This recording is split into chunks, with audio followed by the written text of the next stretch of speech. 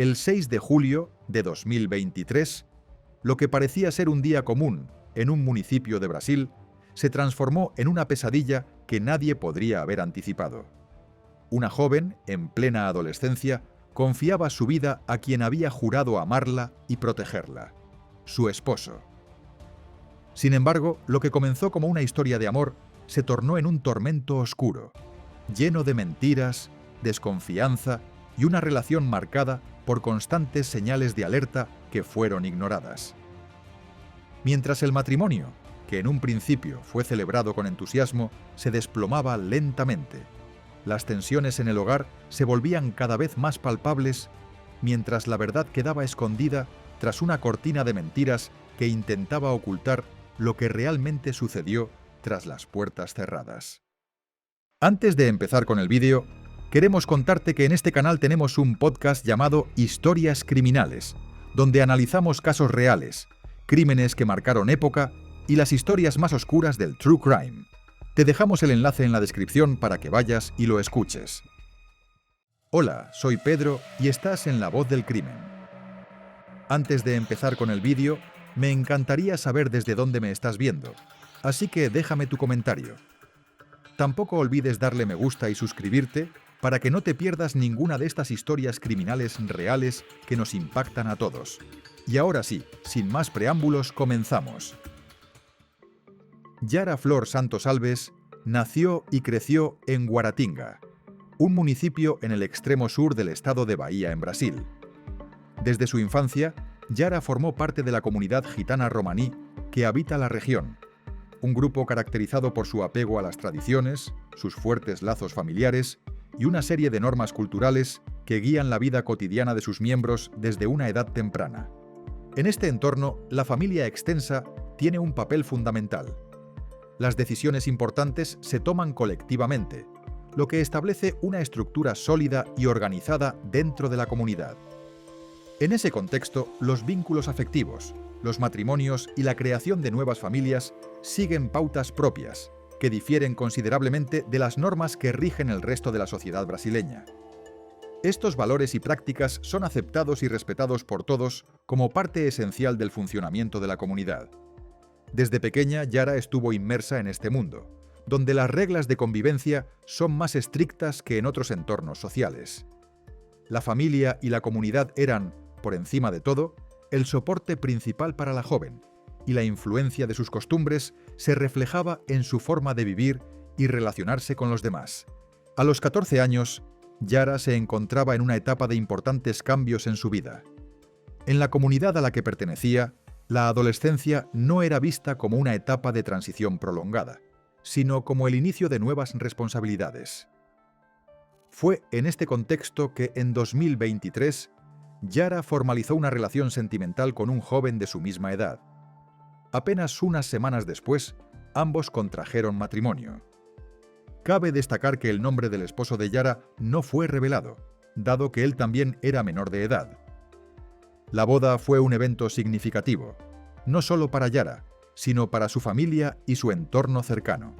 En la comunidad gitana romaní, los matrimonios son considerados momentos de gran trascendencia, y la unión de Yara con su esposo fue vista con mucha expectación. Tras el enlace, Yara comenzó a vivir con su esposo en una casa cercana a la de otros familiares, integrándose así a una nueva dinámica doméstica que, en apariencia, transcurría con normalidad. No hubo intervención de las autoridades ni conflictos visibles hacia el exterior. La vida diaria de la pareja, en principio, parecía seguir un curso sin sobresaltos, como sería de esperar en cualquier nueva unión. Sin embargo, aunque el entorno parecía ser tranquilo, algo estaba comenzando a cambiar dentro de la relación. A medida que pasaban los días después de la boda, algunos miembros cercanos a Yara comenzaron a notar ciertos cambios en su comportamiento y en la relación con su esposo. Las conversaciones que mantenían, incluso las que se realizaban a través de mensajes, se volvieron más cortas y distantes. Durante los encuentros cotidianos, su esposo adoptó una actitud más reservada, mostrando menos disposición a comunicarse, lo que contrastaba con el ambiente de celebración que había rodeado el matrimonio en sus primeros días. Yara comenzó a percatarse de esta distancia, aunque en ese momento no estaba completamente segura de su significado. Apenas habían transcurrido unas semanas desde su boda, y dentro de su comunidad se consideraba normal que una pareja joven pasara por un periodo de adaptación.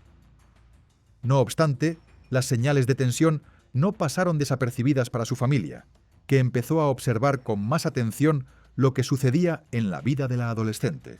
Aunque todavía no se podía interpretar con certeza lo que estaba ocurriendo, lo cierto era que las relaciones entre Yara y su esposo ya no eran las mismas que en los días posteriores a la boda. Este cambio generó inquietud en su círculo más cercano, que temía que algo estuviera alterando la convivencia de la pareja. El 6 de julio de 2023, la rutina de la comunidad se vio de repente alterada por una llamada de emergencia. Los vecinos de una casa en el municipio de Guaratinga alertaron a los servicios médicos tras escuchar un fuerte disparo proveniente del interior de la vivienda donde Yara vivía con su esposo. Pocos minutos después, un vehículo salió del lugar a gran velocidad, transportando a la adolescente hacia el hospital. Al llegar al centro médico, Yara estaba en estado crítico. El equipo médico que la recibió comprobó de inmediato la gravedad de su condición. Presentaba un orificio de bala debajo del mentón y una pérdida de sangre severa que dificultaba cualquier intento de estabilización. Los médicos intentaron salvar su vida, mientras evaluaban la trayectoria del proyectil. La bala había atravesado una zona vital y se encontraba alojada en las vértebras, lo que causó daños irreversibles. A pesar de los esfuerzos por mantenerla con vida, la situación era crítica. Finalmente, Yara falleció poco después de su ingreso al hospital, asfixiada por la sangre acumulada en sus vías respiratorias. El personal médico no pudo hacer nada para evitar la tragedia, y la muerte de la adolescente marcó un punto de quiebre para su familia y para la comunidad, quienes no podían creer lo sucedido. Mientras se daba la noticia del fallecimiento de Yara, comenzó a surgir una urgencia entre los presentes. ¿Qué había ocurrido dentro de la casa antes del disparo? Con la confirmación del fallecimiento de Yara, la situación se tornó más sombría y angustiante para su familia y la comunidad. A medida que el hospital informaba oficialmente sobre la muerte de la joven, surgió una creciente inquietud. ¿Qué había sucedido exactamente en el interior de esa casa momentos antes del disparo? Las autoridades comenzaron a movilizarse rápidamente. La policía se dirigió al hogar donde había ocurrido el incidente. Al llegar, los agentes encontraron una escena desconcertante. La casa estaba vacía, y varias de las personas que se encontraban allí momentos antes ya no estaban en el lugar. Entre ellos, el esposo de Yara había desaparecido. La ausencia del joven llamó inmediatamente la atención de los investigadores. No solo él había huido, sino también dos hombres adultos de su familia, su padre y otro pariente cercano. Esta fuga conjunta despertó la sospecha de que algo grave podría estar ocurriendo, y la policía comprendió que debía actuar con rapidez para esclarecer lo sucedido. Durante la inspección en la casa, los agentes encontraron un arma de fuego y varios cargadores. El arma fue confiscada para ser sometida a peritajes, mientras los investigadores trataban de reconstruir los eventos que habían tenido lugar en el interior de la vivienda. En ese momento no existía una versión clara de los hechos ni testigos directos que pudieran proporcionar una explicación sobre cómo se produjo el disparo. Todo estaba envuelto en un halo de incertidumbre y desconcierto. La noticia sobre el fallecimiento de Yara y la posterior huida de su esposo comenzaron a circular rápidamente entre los medios locales y regionales. La familia de la adolescente consideraba que la muerte no había sido un accidente y que, con la huida de su marido, se confirmaba la sospecha de un crimen. Para ellos, la huida del joven era un indicio claro de su posible implicación en lo ocurrido. Mientras tanto, las autoridades comenzaban las primeras investigaciones. La ausencia del esposo y el hecho de que también se hubieran marchado dos hombres adultos de su entorno familiar se convirtieron en elementos clave de la investigación. La policía se percató de que esta huida conjunta era, como mínimo, algo digno de ser analizado con urgencia. El hallazgo del arma de fuego en la vivienda también contribuyó a incrementar la preocupación de los investigadores. Este descubrimiento era relevante, ya que la presencia de un arma en el lugar del incidente apuntaba a la posibilidad de que el disparo hubiera sido provocado intencionalmente, aunque todavía no se contaba con suficiente información para dar por confirmado un homicidio.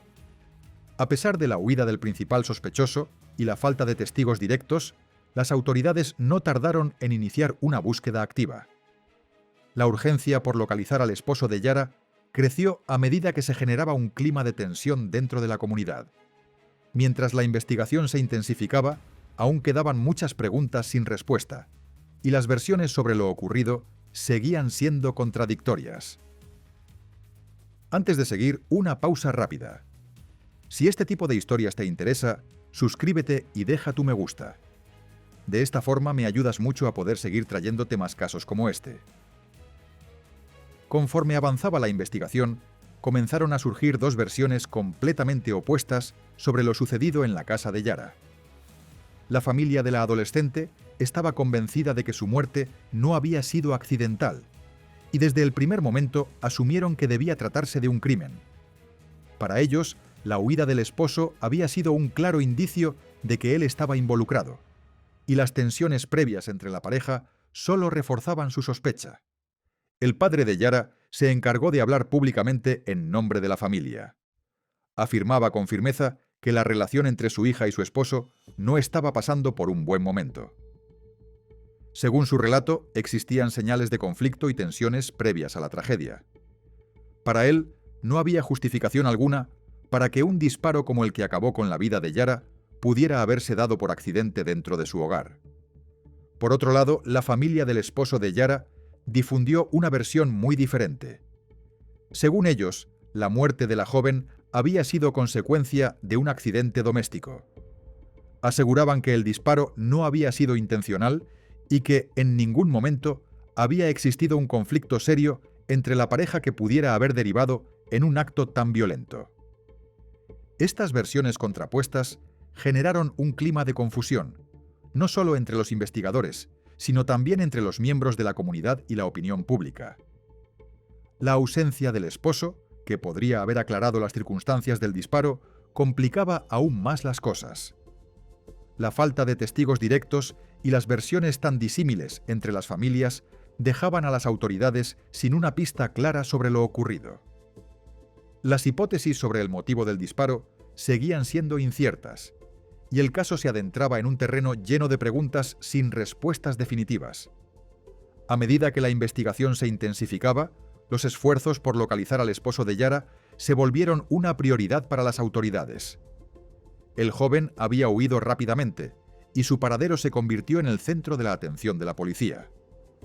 Sin embargo, la tarea de encontrarlo no fue sencilla desde el principio. Las primeras averiguaciones revelaron que el esposo de Yara no había huido solo. Junto con él se encontraban su padre y otro familiar adulto, lo que levantó más sospechas sobre la existencia de una posible red de apoyo destinada a mantenerlo fuera del alcance de la policía. La huida conjunta de estos tres individuos hizo que las autoridades reforzaran sus esfuerzos de búsqueda, pero las pistas seguían siendo escasas. A pesar de las dificultades iniciales, las investigaciones avanzaron gracias al análisis de cámaras de seguridad, testimonios y movimientos de vehículos en las áreas cercanas. Pronto se descubrió que el grupo había evitado rutas principales y había optado por caminos secundarios, lo que dificultaba aún más su localización.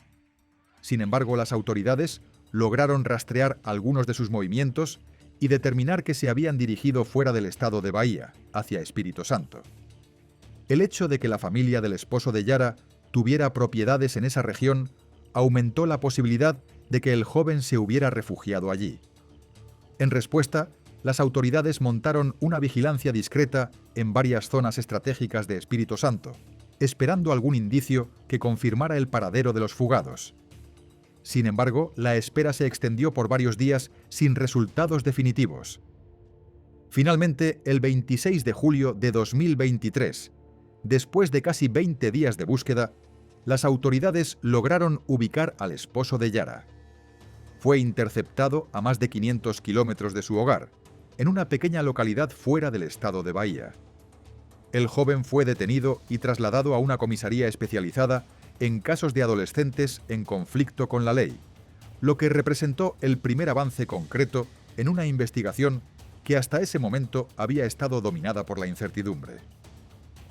Con la detención del esposo, la familia de Yara creyó que finalmente el caso tomaría un rumbo más claro. Sin embargo, la investigación pronto tomó un giro inesperado. A pesar de su captura, las autoridades parecían carecer de una hipótesis firme sobre el móvil del disparo o la responsabilidad directa del joven. Las primeras pericias realizadas indicaron que el disparo había sido efectuado desde una distancia de aproximadamente 25 centímetros. Este dato, aunque relevante, no resultaba concluyente para determinar si el disparo había sido un homicidio o un accidente. La falta de testigos directos y las versiones contradictorias seguían siendo un obstáculo importante para esclarecer lo sucedido dentro de la vivienda. A pesar de los avances con la detención del esposo, la investigación seguía siendo un laberinto de interrogantes sin respuestas definitivas. La falta de pruebas claras sobre la intencionalidad del disparo mantenía la incertidumbre sobre el verdadero curso de los hechos. A comienzos de noviembre de 2023, la policía sorprendió tanto a la familia de Yara como a la opinión pública con una decisión inesperada. La investigación se cerró de manera provisional con una conclusión que hasta ese momento no había sido considerada con seriedad. Según la nueva versión oficial, el disparo había sido accidental y el responsable no sería el esposo de la adolescente. La policía sostenía que el arma no había sido disparada ni por Yara ni por su esposo, sino por un niño de 9 años, hermano menor del joven. Esta hipótesis se basaba en el relato de la familia del esposo, quienes afirmaban que el disparo ocurrió durante una situación doméstica que se salió de control. Según esta versión, Yara habría entregado la pistola al niño sin saber que estaba cargada, y fue entonces cuando se produjo el disparo de forma accidental. Como resultado de esta conclusión, el esposo de Yara fue liberado y desvinculado formalmente del caso. El foco de la investigación pasó a centrarse en el niño, quien, por su edad, no podía ser sometido a un juicio penal. Esta resolución dejó a muchos con más dudas que respuestas, ya que la idea de que un niño de 9 años pudiera haber disparado un arma de ese calibre parecía difícil de aceptar para muchos. La familia de Yara, lejos de calmarse con esta explicación, comenzó a expresar su malestar, convencida de que la investigación había sido apresurada y que no se habían considerado todas las posibilidades con la profundidad necesaria. Para ellos, la versión oficial estaba construida en base a testimonios poco confiables, y no se habían explorado otras líneas de investigación que pudieran haber esclarecido realmente los hechos. El cierre del caso y la liberación del esposo no pusieron fin a la controversia. Por el contrario, aumentaron el malestar entre los allegados de Yara y diversos sectores de la sociedad. La hipótesis de un accidente con la implicación de un niño de 9 años seguía siendo cuestionada, lo que llevó a un nuevo debate público sobre la responsabilidad de la investigación y las conclusiones a las que se había llegado. A pesar del cierre oficial del caso, la familia de Yara no aceptó la resolución de las autoridades y decidió seguir luchando por la verdad. Convencidos de que la muerte de su hija no había sido aclarada de manera adecuada, comenzaron a buscar nuevas formas de cuestionar la versión ofrecida por la policía. En un esfuerzo por mantener el caso visible, la familia recurrió a las redes sociales, donde la historia volvió a ganar relevancia pública. El padre de Yara utilizó sus plataformas personales para difundir su versión de los hechos y exponer las inconsistencias que él consideraba presentes en la conclusión oficial. Sus publicaciones, cargadas de indignación, alcanzaron a miles de personas, generando un nuevo debate social sobre lo sucedido. Esta presión pública forzó la revisión de algunas pericias y permitió que se incorporaran análisis de expertos independientes. Entre los nuevos peritajes que se realizaron, uno de los más relevantes cuestionó directamente la posibilidad de que un niño de 9 años pudiera haber disparado un arma de fuego de calibre .38, como se había indicado en la versión oficial. El especialista que realizó este análisis señaló que la fuerza necesaria para disparar esa pistola superaba considerablemente la capacidad física de un niño de esa edad. Además, destacó varias irregularidades en la interpretación de la trayectoria del proyectil y en la valoración de los testimonios clave. Estas nuevas evidencias reabrieron el caso y pusieron en duda la hipótesis del accidente. La familia de Yara y sectores de la sociedad empezaron a exigir una nueva investigación, al considerar que la versión oficial no había sido suficientemente rigurosa y que se habían pasado por alto detalles cruciales. A medida que la presión sobre las autoridades aumentaba, la investigación comenzó a ser revisada nuevamente. El análisis de las nuevas pruebas trajo consigo hallazgos sorprendentes. Entre los análisis realizados sobre el arma utilizada en el disparo, se descubrieron rastros de ADN que no habían sido considerados en la investigación inicial. Estos rastros fueron clave para modificar sustancialmente el rumbo de la investigación, ya que vincularon directamente a alguien del entorno de Yara con el arma homicida. Con estos nuevos elementos, las autoridades reabrieron el caso y emitieron una nueva orden de búsqueda y detención contra el esposo de Yara, quien ya había cumplido 16 años para ese entonces. La medida fue emitida el 4 de julio de 2024, y días después, el 22 de julio, el joven fue localizado y arrestado en el municipio de Itapetinga. El arresto del esposo de Yara representó un punto decisivo en el caso. La evidencia genética encontrada en el arma vinculaba directamente al joven con el disparo que acabó con la vida de Yara.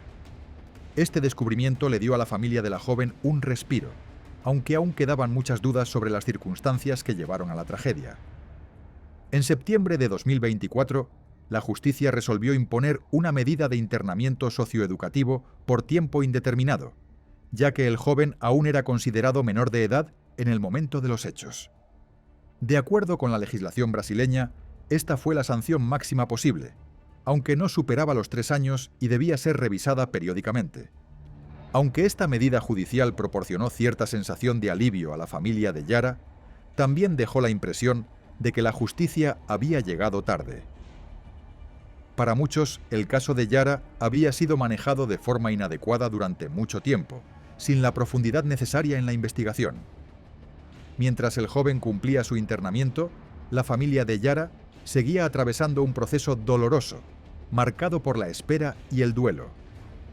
Si bien la medida judicial contra el esposo de Yara representó un avance, la sensación de injusticia persistía en muchos miembros de la comunidad, especialmente en la familia, que consideraba que el caso había sido manejado de forma incorrecta desde el principio. En Guaratinga y dentro de la comunidad gitana romaní, el caso seguía generando opiniones divididas. Para muchos, la herida abierta por la muerte de Yara aún no se cerraba. La incertidumbre que había marcado la investigación y la controversia sobre las conclusiones oficiales mantenían vivo el debate, con una comunidad que aún no lograba encontrar la paz después de la tragedia. Este caso es un claro recordatorio de las tragedias que pueden surgir cuando las relaciones se ven afectadas por secretos, tensiones no resueltas y, sobre todo, cuando el sistema de justicia no actúa con la rapidez y profundidad que el dolor de las víctimas exige. La pérdida de Yara Santos no solo resalta las fracturas familiares que pueden permanecer ocultas bajo la superficie, sino también el riesgo de que la verdad se quede en la penumbra, con vidas destrozadas en su camino. Es fundamental recordar que detrás de cada tragedia hay seres humanos cuyas vidas se ven marcadas por el dolor y la injusticia, y la búsqueda de respuestas se convierte en una necesidad imperiosa para aquellos que buscan sanar. Si esta historia te ha impactado, te invito a que te suscribas a mi canal, dejes tu me gusta y me cuentes desde dónde me sigues. Tu apoyo es lo que me permite seguir compartiendo más historias reales, profundizando en los casos que marcaron vidas y dejando un espacio para reflexionar sobre la fragilidad de la existencia humana. No olvides activar la campanita para seguir escuchando más historias de la vida real, esas que no siempre terminan con respuestas fáciles, pero que siempre nos invitan a reflexionar. Nos vemos en el próximo caso.